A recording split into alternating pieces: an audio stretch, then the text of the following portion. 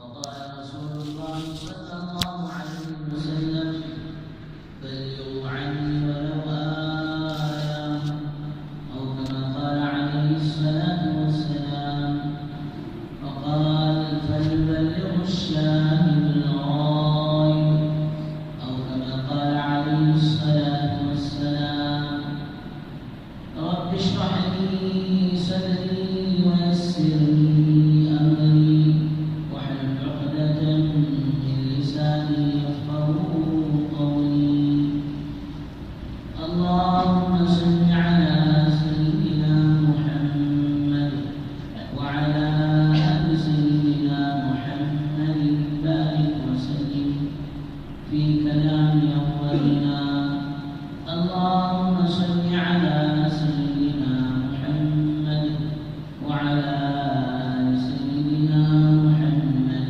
بارك وسلم في أوسط كلامنا اللهم صل على سيدنا محمد وعلى آل سيدنا محمد بارك وسلم في آخر كلامنا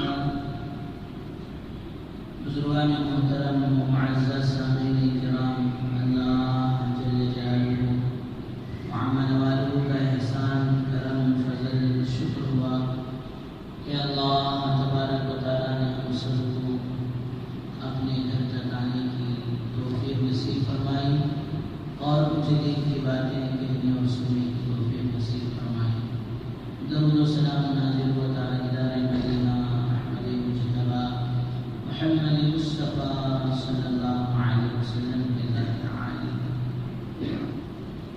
بزرگ دوستوں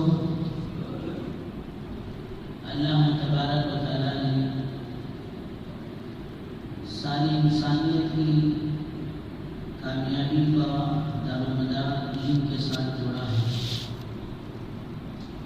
کہ جن کی زندگیوں میں مبارک دین ہوگا دین 200,000 کے احکامات ہیں حضور اکرم صلی اللہ علیہ وسلم کے طریقے ہیں ایمانیات میں بھی یہی ہونا چاہیے عبادات میں بھی یہی ہونا چاہیے معاشرت میں معاملات میں اخلاقیات میں سب میں دوستو یہ دین اللہ کے احکامات پیارے نبی صلی اللہ علیہ وسلم کے طریقے یہ دین کی زندگیوں میں یہ مبارک دین ہوگا اللہ انہیں کامیاب کرے تو اللہ تعالیٰ نے کامیابی کو دین کے ساتھ جوڑا ہے اور دین کو دین کی محنت کے ساتھ جوڑا ہے کامیابی کو دین کے ساتھ جوڑا ہے اور دین کو دین کی محنت کے ساتھ جوڑا ہے بغیر دین کے کامیابی نہیں اور بغیر محنت کے دین زندگی میں نہیں یہ بنیادی بات ہے اس لیے دنیا کا وہ کون سا بھی انسان ہو چاہے وہ امیر ہو غریب ہو صحت مند ہو بیمار ہو شہر کا رہنے والا ہو دیہات کا رہنے والا ہو کہاں کا بھی رہنے والا ہو اللہ نے سورہ عصر میں اس کے متعلق امام شافعی رحمۃ اللہ علیہ فرماتے ہیں کہ ساری انسانیت اس صورت میں تدبر کر لی غور و فکر کر لیتے تو ساری انسانیت کے ہدایت کے لیے راہ راست پر آنے کے لیے سیدھے راستے پر چلنے کے لیے ایک قرآن مجید کی مختصر سی چھوٹی سی سورت کافی ہو جائے جس میں اللہ تعالیٰ زمانے کی قسم کھا کر ہے والعصر اور دوستو عربی گرامر ہے والعصر یہاں الف لام ول کے شروع میں والعصر کے شروع میں الف لام ہے اسے عربی میں استغراقی کہتے ہیں جو سب کو شامل کر لیتا ہے کوئی انسان اسے چھوڑتا نہیں سارے انسان اسے کرتا ہے اللہ تعالیٰ سارے زمانے کی قسم کھا کر کرے ان الانسان لفی خسر کہ انسانیت خسارے میں ہے دھوکے میں ہے ناکامیابی کے راستے پر ہے سارے انسانوں کو اللہ نے جمع کیا سارے انسان اور پھر پھر آگے اللہ تعالیٰ الگ کر رہے ہیں کامیاب کون الا الذین آمنوا وعملوا الصالحات. یہ ساری انسانیت میں سے جو ایمان والے ہوں گے اور نیک صالح عمل صالح کرنے والے جو لوگ ہوں گے اللہ انہیں کامیاب کرے گا. تو اللہ والوں نے بڑی موٹی مثال دی. ہمارے موٹے موٹے دماغوں کو موٹی موٹی باتیں تو برابر بس بہت ڈیپ میں چل گئے تو ہوا ہو جاتی بات. تو بڑی اچھی مثال دے کر فرمایا کہ دیکھو ایک انجن ڈبوں کو لے کر چلتی ہے. وہ ٹرین جو چلتی ہے یہ کبھی 10 ڈبوں کی بھی ہوتی ہے اور کبھی 20 اور 25 کی بھی ہوتی ہے, کبھی 15 کی بھی ہوتی ہے اور کبھی اور بھی زیادہ بھی ہو جاتی ہے. فرمایا زیادہ ڈبے والے یہ مالدار ہیں, کم ڈبے والے غریب ہیں. اور فرمایا دوستو آدمی منزل مقصود کو پہنچنے کے لیے ٹرین پر جب سوار ہوتا ہے چاہے وہ کوئی بھی ہو, یہاں تک کہ اندر حکومت والا آدمی بھی ہو, یہاں تک کہ جو ہے کوئی پولیس ہو کوئی چور ہو, سب کو راستہ طے کرنا ہے, منزل طے کرنا ہے. تو اب ضروری ہے کہ اس ریل میں سوار ہو. ہر کسی کو اسی میں سوار ہونا پڑے گا. اور دوستو وہ ریل جو ٹرین جو چلتی ہے وہ 2 پٹری پر چلتی ہے. اگر ذرا سی بھی دوستو پٹری سے ٹرین کھس گئی تو پھر وہ منزل کو نہیں پہنچے گی.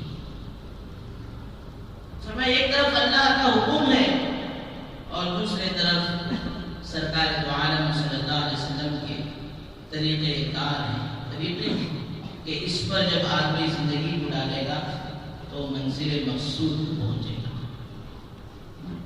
اگر پٹری سے دوستو اور ٹرین ہٹتی ہے تو منزل کو نہیں پہنچتی ہے. فرمایا دین سے دوستو زندگی ہٹتی ہے تو پھر یہ بھی کامیابی کی منزل کو نہیں پہنچتی. تو ہر ایک کے لیے ضروری ہے. اور ایک اللہ کے ولی نے بڑی اچھی مثال دے کر بولی ایک مسلمان کے لیے, ایک ایمان والے کے لیے اللہ کا دین کتنا ضرورت ہے, کہاں تک ضرورت ہے. اور میں عجیب و غریب مثال دی کہ دیکھو ایک مچھلی کے لیے کس طرح پانی کی ضرورت ہوتی ہے. ایک مچھلی کو پانی کی ضرورت ہوتی ہے اور فرمایا اگر تھوڑی دیر کے لیے بھی اس پانی سے نکال کر مچھلی کو دوستو باہر چھوڑ دیا جائے تو وہ تڑپنا شروع کر دیتی ہے. اسے چین نہیں آئے گا, اسے سکون نہیں آئے گا. اگر اسے بات کرنا آتا اور اللہ اسے سمجھنے کی طاقت دیا ہوتا, کوئی اس کے سامنے 1 گھنٹہ لیکچر بھی دیتا, گھبرا مت, پریشان مت ہو, بنگلور کے 5 اسٹار ہوٹلوں میں تجھے رکھا جائے گا اور تاج ہوٹل کی تجھے بریانی اور کباب کھلایا جائے گا. دوستو اگر وہ سمجھ کر بھی وہ بے چین نہیں, سمجھ کر بھی وہ بےقرار ہوتی, ارے یہ سب مجھے ضرورت نہیں, مجھے تو بس اپنے پانی میں چھوڑو, میری خوشی میرا غم میرے بچے, یہ میری زندگی, میری جینا, میرا مرنا, میری موت, سب میرے لیے پانی ہی بہتر ہے. میں دوستو ایک ایمان والے کے لیے بھی اتنا ہی زیادہ ہے. تو بزرگوں دوستو اللہ نے کامیابی کو دین کے ساتھ جوڑا ہے, دین کو دین کی محنت کے ساتھ جوڑا ہے. محنت اپنے ایمان پر, اعمال پر دوستو آدمی کرتا ہے تو فرمایا اس کے ایمان اور اعمال میں اللہ بڑھوتری دے گی, ترقی دے گی. اور فرمایا یہ اپنے ایمان اور اعمال پر محنت کرتے کرتے دوستو بعض دفعہ فرشتوں سے بھی آگے بڑھ جائے گا. کیوں؟ فرشتوں کی عبادت دوستو وہ بغیر ٹینشن کی ہے, نہ تو انہیں گرمی ستاتی ہے, نہ تو سردی ستاتی ہے جی, نہ تو بیوی بچوں کا کوئی ٹینشن ہے, نہ کاروبار کا کوئی ٹینشن ہے. نہیں, وہ تو اللہ کی ایسی عبادت ہے کہ اللہ کی ایسی مخلوق ہے کہ اللہ نے ان ساری چیزوں سے ہمیں پاک کر دیا. وہ اللہ کی عبادت ہی میں مشغول ہے. لیکن بندہ رات کو سو رہا, کوئی ٹینشن میں سو رہا ہے, کہ نیند پوری نہیں ہو رہی, کوئی خبر سن جائے رات بھر نیند نہیں آ رہی, کروٹیں بدل, اب تہجد کا وقت ہوا 4 ساڑھے 4 بجے, اب اس کی آنکھ کھینچ رہی, اب اس وقت وہ ساری چیزوں کو پیٹ پیچھے ڈال کر دوستو اللہ کے حکم کو پورا کرنے کے لیے آتا ہے، تو گیا دوستو یہ اپنی پریشانی اور مصیبت میں بھی اللہ کے حکم کو پورا کرتا ہے، فرشتوں سے آگے ہو جائے گا۔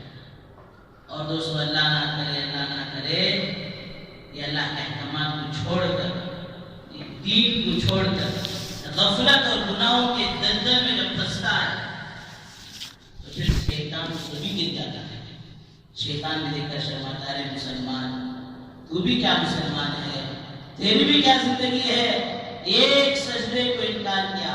وَإِذْ قُلْنَا لِلْمَلَائِكَةِ اسْجُدُوا لِآدَمَ فَسَجَدُوا إِلَّا إِبْلِيسَ أَبَى وَاسْتَكْبَرَ وَكَانَ مِنَ الْكَافِرِينَ۔ ایک سجدے کا انکار کیا، اللہ کی دربار سے مردود ہو کر میں نکال دیا گیا، اور تو بھی عجیب انسان ہے کہ دن میں 20 سجدوں کا انکار کرتا ہے۔ اللہ ہم سب کی حفاظت فرمائے۔ جانور تو جانور ہے دوستو، جب انسان اپنے ایمان پر، اعمال پر، دین پر محنت کرتا ہے، محنت چھوڑ دیتا ہے، تو پھر جانور کی صفات اس کا ہے۔ اللہ ہم سب کی حفاظت فرمائے۔ اس لیے بزرگ دوستو یہ ایمان پر، اعمال پر محنت یہ ہماری ذمہ داری ہے، اپنے اہل و عیال پر محنت، ان کو دین کا راستہ بتانا، ان کو جہنم سے بچانا ہماری ذمہ داری ہے۔ یا ایھا الذین آمنوا قوا انفسکم واہلیکم نارا، ایمان والو اپنے آپ کو، اپنے اہل و عیال کو دوزخ کی آگ سے بچاؤ۔ الغرض حضرات علماء نے لکھا ہے کہ اللہ تبارک و تعالیٰ نے اس امت کے اندر وہ صلاحیت رکھی ہے، وہ طاقت رکھی ہے، وہ استطاعت رکھی ہے کہ یہ امت خیر کا کام کر سکتی ہے۔ جس طرح مثال دے کر فرمایا، ایک چھوٹا بچہ جب اسے لکھنا پڑھنا سکھاتے ہیں تو دوستوں لکھنا پڑھنا سیکھ لیتا ہے، اگر اسے لکھنا پڑھنا نہیں سکھائے تو جاہل ہو کر مرتا ہے۔ فرمایا جس طرح ایک بچہ سیکھتا ہے تو اسے علم حاصل ہو جاتا ہے، فرمایا دوستوں اسی طرح ہر بڑے کے اندر بھی اللہ نے طاقت رکھی ہے کہ وہ دین کا، خیر کا کام کر سکتا ہے۔ اسی وجہ سے اللہ تبارک و تعالیٰ نے قرآن مجید میں تعریف، کنتم خیر امۃ اخرجت للناس تأمرون بالمعروف وتنہون عن المنکر۔ حضور اکرم صلی اللہ علیہ وسلم کے صدقے میں اللہ تعالیٰ نے ختم نبوت کے صدقے میں ایک کار نبوت، نبیوں والا کام اللہ تعالیٰ نے اس امت کے ذمہ سونپا ہے۔ یہ بات نہیں ہے کہ یہ تبلیغی جماعت کی وجہ سے یہ کام ہے۔ بعض علماء نے فرمایا بھئی تبلیغی جماعت تو لوگوں نے بنایا ہے، لوگ نماز پڑھتے ہیں، نمازیوں کی جماعت ہے، روزہ رکھتے ہیں، روزداروں کی جماعت، ایسا کوئی نام ہے؟ نہیں، یہ تبلیغ کی وجہ سے نہیں، ہر کلمہ پڑھنے والا لا الہ الا اللہ محمد رسول اللہ، اور فرمایا ختم نبوت کی وجہ سے اللہ تعالیٰ نے یہ کام اس امت کے ذمے ضروری کر دیا، سونپ دیا۔ بلغوا امر کا صیغہ ہے، امر دوستو جو آتا ہے وہ وجوب کے لیے آتا ہے، کسی چیز کو ضروری کرنے کے لیے آتا ہے۔ قرآن مجید میں اللہ تعالیٰ نے کئی جگہ ارشاد فرمایا، والمؤمنون والمؤمنات بعضهم اولیاء بعض، ایمان والے مرد، ایمان والے عورتیں آپس میں دوست ہیں، ان کا کام کیا؟ یأمرون بالمعروف، یہ بھلائیوں کا حکم کریں گے، وینہون عن المنکر، اور برائیوں سے روکیں گے۔ تو بزرگ دوستو بھائیو، اللہ کے نبی صلی اللہ علیہ وسلم کی یہ ہمیشہ فکر رہی، ہمیشہ غمزدہ رہی، دائم الفکر دائم الحزن کہ اللہ میری امت ایسے جو جہنم سے بچ کر جنت میں جانے والی ہے۔ اس وجہ سے اللہ کے نبی صلی اللہ علیہ وسلم کے آنسو دوستو اس امت کے لیے ہم بھائے تھے۔ آپ اتنا زیادہ فکر مند تھے، اتنا زیادہ فکر مند تھے، اللہ تعالیٰ کو تسلی دینے کے لیے اللہ تعالیٰ دوستو آیت میں فَلَعَلَّكَ بَاخِعٌ نَفْسَكَ أَلَّا يَكُونُوا مُؤْمِنِينَ، اے میرا محبوب آپ اپنی جان کو ہلاکت میں ڈال دیں گے کہ لوگ اگر ایمان نہیں لائیں۔ ابو طالب کے انتقال پر اللہ کے نبی صلی اللہ علیہ وسلم اتنے بے چین و بے قرار تھے، اللہ نے بسم پارے کی آیت نازل کر دی، إِنَّكَ لَا تَهْدِي مَنْ أَحْبَبْتَ وَلَكِنَّ اللَّهَ يَهْدِي مَن يَشَاءُ۔ اے میرے محبوب آپ اسے چاہتے ہو تو ہدایت نہیں دے سکتے، اسے ہم چاہتے ہیں تو ہدایت دے۔ اللہ کے نبی صلی اللہ علیہ وسلم سوچ رہے ہیں کہ جس چچا کا میرے اوپر اتنا بڑا احسان ہے، وہ چچا بغیر کلمے کی دنیا سے جا رہا ہے۔ بزرگوں دوستوں، پھر یہ ذمہ داری اللہ تعالیٰ نے، اللہ کے نبی صلی اللہ علیہ وسلم نے حضرات صحابہ کے کندھوں پر رکھا، اور حضرات صحابہ کرام رضی اللہ عنہم اجمعین ساری زندگی فرمایا نمونہ بن کر، محنت کر کر، دکھا کر چلے گئے۔ دیکھو امت کے اندر چار قسم کے لوگ رہتے ہیں، یا تو نوجوان رہتے ہیں، یا تو پھر وہ بوڑھے ہیں، یا تو پھر بچے ہیں، اور اسی طرح عورتیں ہیں۔ اور حضرات صحابہ کرام رضی اللہ عنہم اجمعین نے چاروں جگہوں سے نمونہ بن کر، آئیڈیل بن کر اس کو بتا کر چلے گئے کہ دین کی محنت کیسے کی جاتی ہے۔ حضرت یوسف صاحب رحمۃ اللہ علیہ، حضرت معاویہ صاحب رحمۃ اللہ علیہ نے اپنے فرزند پر یہ ذمہ داری سونپ کر لی، اور حضرت کے زمانے ماشاءاللہ دور دور کے علاقوں میں دوستوں کام پہنچ گیا۔ اس طرح میں عرض کر رہا تھا، اللہ نے کامیابی کو دین کے ساتھ جوڑا ہے، اور دین کو دین کی محنت کے ساتھ جوڑا ہے۔ جہاں جہاں دوستوں یہ دین کی مبارک محنت ہوئی، اور فرمایا الحمدللہ وہاں علاقوں کے علاقے پلٹ گئے۔ حضرت مولانا قاسم فریض صاحب رحمۃ اللہ علیہ، اللہ تعالیٰ کی قبر کو نور سے منور فرمائے۔ حضرت فرمائے کہ ہم لندن کے ایک علاقے میں گئے تو بہت پہلے تک تو حال وہ تھا کہ پورے لندن میں 4-5 مسجدیں بڑی مشکل سے ملتی تھی، اور پھر حضرت جب سفر میں گئے تو آ کر سنائے کارگزاری کہ بعض علاقے تو ایسے ہیں جہاں ہزاروں مسجدیں تو ماشاءاللہ بن گئی کہ اس علاقوں کے اندر پہلی صف پورے کے دوستوں علماء اور حفاظ سے جو بھری رہی۔ اور تراویح کا مسئلہ فرمایا کہ ایک حافظ صاحب کو 2 رکعت صرف نماز پڑھانے کا، تراویح پڑھانے کا، قرآن سنانے کا موقع ملتا ہے، اور پھر دوستوں اس کے بعد دوسرے آتے ہیں، اور پہلی صف والوں کو جو ہے وہ سب کے سب کو موقع ہی نہیں ملتا ہے۔ تو حضرت یوسف صاحب رحمۃ اللہ علیہ بڑے فکر مند تھے، بڑا ان کا کڑن تھا، درد تھا، اور دوستوں جن کے سینے کے اندر ایسا کڑن، ایسا درد، فرمایا وہ ایک مرتبہ خواب دیکھے کہ آپ دریائے دجلہ کے کنارے وضو کر رہے ہیں، 2 قبریں جو ہے وہاں سے پھٹی، اور ان کے چہرے نور سے چمک رہے ہیں، اور کپڑے جگہ جگہ پھٹے ہیں، اور خون جسم سے دوستوں جاری ہے، اور وہ کہہ رہے ہیں او مولی یوسف، اگر ہم زندہ ہوتے تو بتاتے کہ دین کی محنت کیسے کی جاتی ہے۔ جن کی زندگی پوری کی پورے وقف ہو گئی، اور دوستوں آپ کو کہہ رہے ہیں کہ اور فکروں میں اضافہ کرو، تو بزرگوں دوستوں ذرا ہم اپنے بارے میں بھی سوچیں کہ زندگی کا ایک بڑا حصہ گزر گیا، اور اس کام کے دوستوں کرتے ہوئے ہم کو وہ سوچ ہے کئی میل میں آج بھی ابھی ہم دوستوں اسی دھوکے میں پڑے ہیں کہ بھئی یہ کام ہے کی بھی نہیں، کرنا کی بھی نہیں۔ علماء نے فرمایا دیکھو جب مستحب امت میں سے مٹ رہے ہیں تو کام کرنا مستحب ہے، اور جب واجبات چھوٹ رہے ہیں تو کام کرنا واجب ہے، بھلائی کی طرف بلانا واجب ہے، اور جب فرائض امت سے چھوٹ رہے ہیں تو فرمایا امت کا فریضہ ہوتا ہے، امت پر یہ فرضیت عائد ہو جاتی ہے کہ وہ لوگوں کو دین کی طرف بلائے۔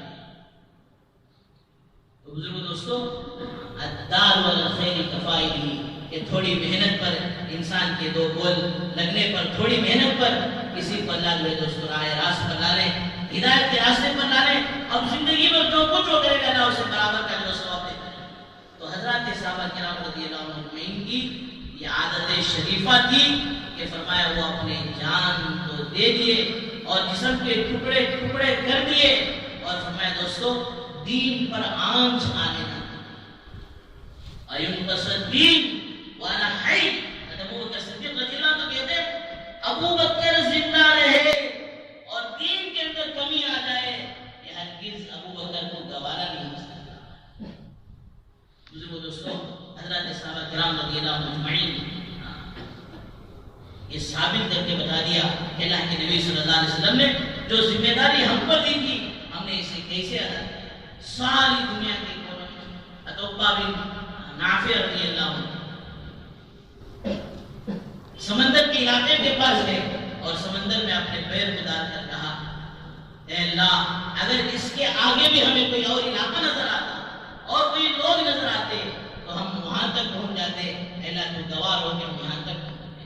دنیا کے سارے کونے میں دوستوں حضرت صحابہ پہنچ گئے اور اپنی جو قبروں کو بنا دیا۔ معاذ بن جبل رضی اللہ عنہ، معاذ بن جبل رضی اللہ عنہ ملک یمن کو گئے، اللہ حضرت معاذ بن جبل رضی اللہ عنہ کو بھلا دے۔ حضرت نے فرمایا اے لوگوں ہم اللہ کی طرف سے سفیر ہیں۔ کیا مطلب؟ ہم اللہ کی طرف سے قاصد بن کر آئے ہیں کہ ہمارے محبوب نے جو ہمیں دین دیا ہے وہ دین تم تک پہنچانے کے لیے آئے ہیں۔ اللہ کے نبی صلی اللہ علیہ وسلم حضرت معاذ رضی اللہ عنہ کو کہتے ہیں معاذ یمن میں جاؤ اور جا کر لوگوں کو دعوت دو، پہلے کلمے کی دعوت دو، ایمان کی دعوت دو، اسے قبول کرے تو پھر نماز کی دعوت دو، پھر جب وہ بھی قبول کرے تو ان پر روزوں کو جو ہے انہیں سمجھاؤ اور پھر ان کے مالداروں میں سے زکات لے کر ان کے غریبوں میں تقسیم کرو۔ یہ سارا منظر معاذ رضی اللہ عنہ کو اللہ کے نبی صلی اللہ علیہ وسلم بتا رہے اور آخر میں فرمایا اے معاذ جب تم وہاں سے واپس آؤ گے مدینے کی ساری چیزوں کو تم پاؤ گے لیکن محمد رسول اللہ کو نہیں پاؤ۔ یہ لفظ سننا تھا دوستوں، حضرت معاذ رضی اللہ عنہ کی آنکھوں سے آنسو جا رہے اور اپنی زبان حال سے کہہ رہے تھے یا رسول اللہ آپ مدینے میں نہ ہو تو سارا مدینہ ہمیں اندھیرا لگے گا۔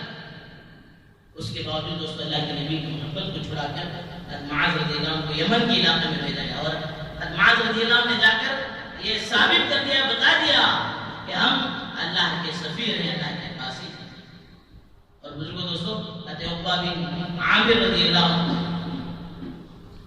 حضرت ربیع بن عامر رضی اللہ عنہ نے صاف مسئلہ جو رکھ دیا۔ جب وہ رستم کے دربار میں گئے تو رستم نے پوچھا بھائی تم کیا چاہتے ہو؟ تو انہوں نے فرمایا لنخرج العباد من عبادت العباد الى عبادت رب العباد۔ دنکی کے چوٹ میں دعوت دی تھی کہ ہم تو ساری دنیا کے لوگوں کی غلامی سے نکال کر اللہ کی غلامی میں لانا چاہتے ہیں۔ اور پھر فرمایا من جور الادیان الى عدل الاسلام، اور دنیا کے ظلموں سے نکال کر ہم اسلام کے انصاف میں لانا چاہتے ہیں۔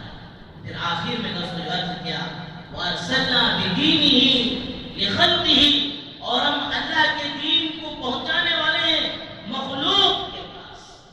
دوستوں حضرت صحابہ کی زندگی سیکھی کہ فرمایا کسی موقع پر کوئی چیز ان کے لیے رکاوٹ نہیں بنتی تھی۔ فرمایا انہوں نے دوستوں جانوں کی بازی لگا دی، مالوں کی بازی لگا دی، اپنے جذبات کی بازی لگا دی، حنظلہ رضی اللہ عنہ ایک دن کے نوشو جیسے کان میں آواز پڑی اللہ کے راستے میں جا کر اللہ کے پیارے ہو گئے۔ یہ طے کر لیے تھے کہ اللہ نے ہمیں کفر کی زندگی سے نکال کر ایمان کی مبارک زندگی دے دی، اور پھر فرمایا اللہ نے ہمیں اسباب سے نکال کر اعمال دیے ہیں اور اللہ نے ہمیں دنیا سے نکال کر آخرت دی ہے۔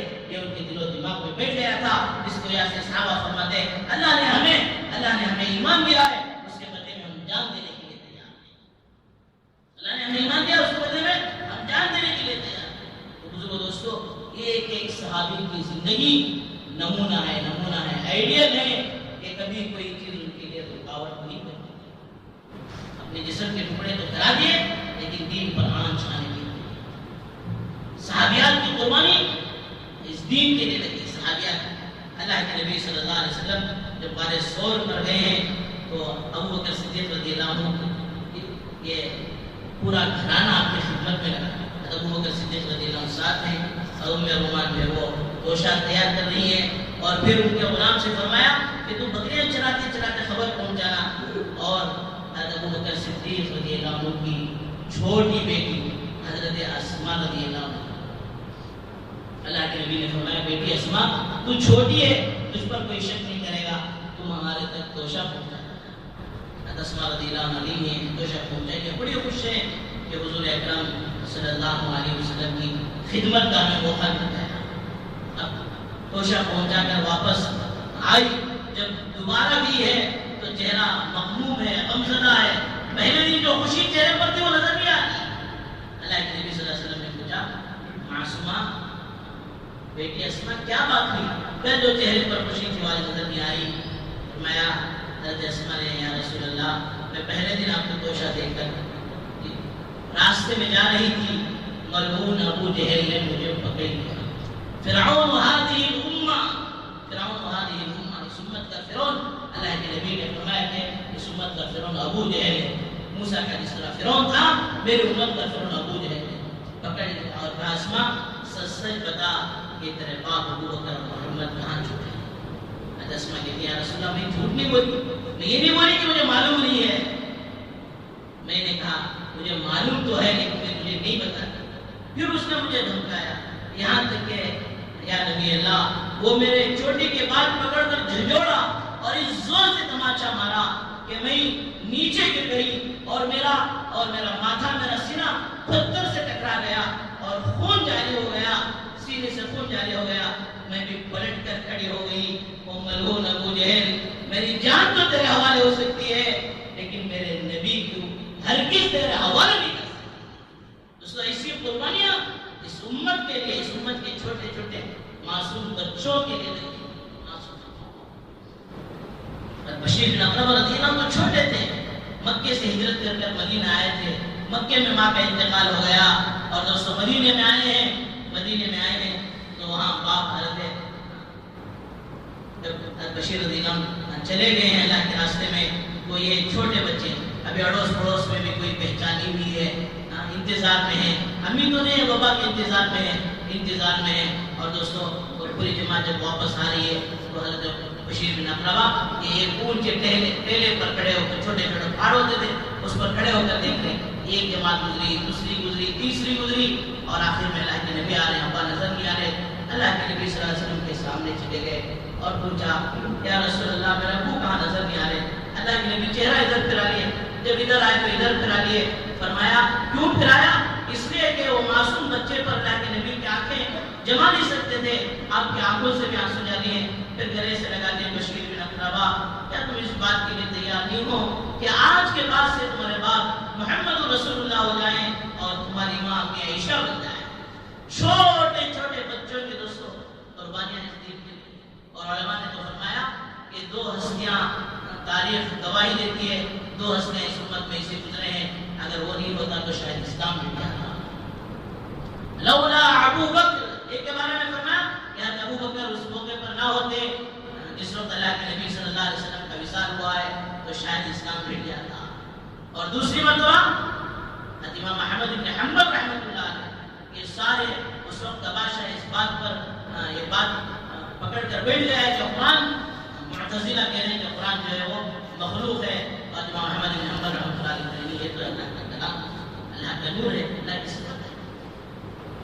اب یہاں تک کہ دوستو بادشاہ ان لوگوں کو پکڑ کر فرمایا سزا دے رہا ہے، کئی تو اپنی جان بچانے کے لیے چلے ہی گئے اور کئی دوستوں شہر چھوڑ دیے۔ امام احمد بن حنبل رحمۃ اللہ علیہ آخر تک جمے رہے۔ پھر ایک مرتبہ راتوں میں کوڑے پڑتے تو ایک مرتبہ کہنے لگے اے احمد، اپنے نفس سے کہنے لگے تو بوڑھا ہو چکا ہے، بنو عباسیہ کے کوڑے کھانے کی تیرے اندر ہمت و طاقت اب نہیں ہے، اب تو جان بچانے کے لیے صحیح اپنی زبان سے کہہ دے کہ قرآن مخلوق ہے۔ پھر بولے گے، دل میں سوچ رہے تھے، ایک آدمی ابو الہیثم دوڑتا ہوا آیا اور آ کر کہا احمد میں نے بنو عباسیہ کے کوڑے کھائے، کس بات پر؟ چوری کر میرے ہاتھوں کو مارا گیا، میرے پیروں کو مارا گیا، میرے جسموں کو مارا گیا۔ اے احمد میں کبھی بھی چوری کو نہیں چھوڑا تو حق کو نہ چھوڑنا، یہ کہنا تھا۔ پھر دوستو ارادہ بدل گیا، اب اس کے بعد کوڑے اتنے مارے جانے کے دوستو جسم کا گوشت کٹ کر زمین پر گر رہا ہے، خون میں لطپت ہے، اور جو اپوزٹ میں جو آدمی تھا معتزلہ کا، باطل فرقے کا، اس کا نام احمد تھا، وہ آ کر کہہ رہا ہے اے احمد اب بھی مان لیا قرآن مخلوق ہے، بادشاہ کے عذاب سے بچا دوں گا۔ وہ بے ہوشی کے عالم میں کہنے لگے، اس کا نام بھی احمد تھا، امام احمد بن حنبل نے اسے رد کرا اور کہا تو اب بھی مان لے کہ قرآن اللہ کی مخلوق نہیں ہے تو تجھے میں اللہ کے عذاب سے بچا دوں گا۔ تو بزرگ دوستوں اپنے جان کے لالے ان کے لگے، لیکن کبھی بھی انہوں نے دین پر آنچ آنے نہیں دیا۔ حضرات صحابہ، حضرات اولیاء اللہ، خواجہ معین الدین چشتی رحمۃ اللہ علیہ رہنے والے عراق میں دوستو آج مزار بندی اجمیر میں کیوں آئے تھے، کیا مقصد تھا، کیا غرض تھی؟ ورنہ کوئی دنیا کی غرض نہیں تھی۔ اللہ کے نبی صلی اللہ علیہ وسلم ایک مرتبہ خواب میں آ کر گئے خواجہ تمہاری ضرورت ہے سفر کرو، ایک سفر پر ڈھاکہ سے چلے ہیں 90 لاکھ لوگ دوستو اسلام میں داخل ہو. تو یہ وہ مبارک کام ہے کہ بزرگوں دوستو جس کو تمام نبیوں نے کیا ہے، حضرات صحابہ نے کیا ہے، اور پھر دوستو اللہ والوں نے کیا ہے، تابعین نے کیا ہے، تبع تابعین نے کیا ہے. حضرت عبداللہ بن مبارک رحمۃ اللہ علیہ 6 مہینے بیٹھ کر سال کے دوستو حدیث کا درس دیتے اور 6 مہینے اللہ کے بندوں کو اللہ کی طرف بلاتے. اور جب انتقال کا وقت قریب آیا تو حضرت کو جو سفر کے بعد اپنے کپڑے جھٹکتے اس مٹی کو جمع کر لیے تھے اور انتقال کے وقت اپنے شاگردوں کو وصیت کیا کہ اس مٹی کو بھی قبر میں میرے ساتھ رکھ دینا. شاگرد تجھے حضرت کیا بات ہے؟ کہا جب اللہ کل قیامت کے دن پوچھے گا اے عبداللہ بتا تو میرے لیے کیا کر کے لایا، تو میں اللہ کو کہوں گا اللہ میں تیرے راستے کی مٹی لے کر آیا. تو ایسی ان کی قربانیاں. اور پھر ماشاءاللہ دوستو محنت ہوئی تو علاقوں کے علاقے بدل گئے، لوگوں کی زندگیاں بدل گئی. تو اسی کے کڑی ماشاءاللہ یہ پورے ہمارے علاقے کا اجتماع اتی بلے کے اندر 4-5 فروری کو یعنی آنے والی جمعہ کے شام سے ماشاءاللہ شروع. تو اس لیے درخواست ہے کہ دفعہ محنت کرنے والے محنت یہ 5 مہینے سے پہلے سے کرتے. اور پھر فرمایا کہ ایک لمبی دوستو محنت اور مجاہدہ ہو رہا، زمین صاف کی جا رہی ہے، ضرورتوں کا انتظام کیا جا رہا ہے. ہم سے آپ سے تو صرف اتنی گزارش ہے کہ یہ جو اللہ تعالیٰ ایک اجتماع کو ذریعہ بنا کر ہدایت کی ہواؤں کو چلاتے ہیں، خیر کا سمندر چلتا ہے، اس میں ہم بھی تھوڑا سا ہاتھ دیں. تو اس لیے 2 دن پورے فارغ کر دوستوں اجتماع میں پہنچنے کی فکر پہنچیں گے بھی سارے انشاءاللہ. اور پھر دوستوں دوسری بات کہ جہاں ہم پہنچیں گے وہاں اپنے پڑوسیوں میں یہ بعض لوگ اپارٹمنٹ میں ہوتے ہیں وہاں سیکورٹی کی طرف سے اجازت نہیں ہوتا. ایسے ہمارے دوست ہوتے ہیں جہاں وہ محلے سے ذرا دور ہے تو میں ان کو بات بتا کر 1-2 بول ہمارے لگیں گے. دوستو اگر اس سے آدمی کی بات سمجھ میں آ جائے گی زندگی بھر جو خیر کا کام کرتا رہے گا برابر کا جو ثواب ہمیں ملتا رہے گا. دعا فرمائے اللہ تعالیٰ ہم سب کو دین پر کما حق و چلنے کی توفیق نصیب فرمائے. دین کی محنت میں دوستو اپنے آپ کو لگنے کی توفیق نصیب فرمائے.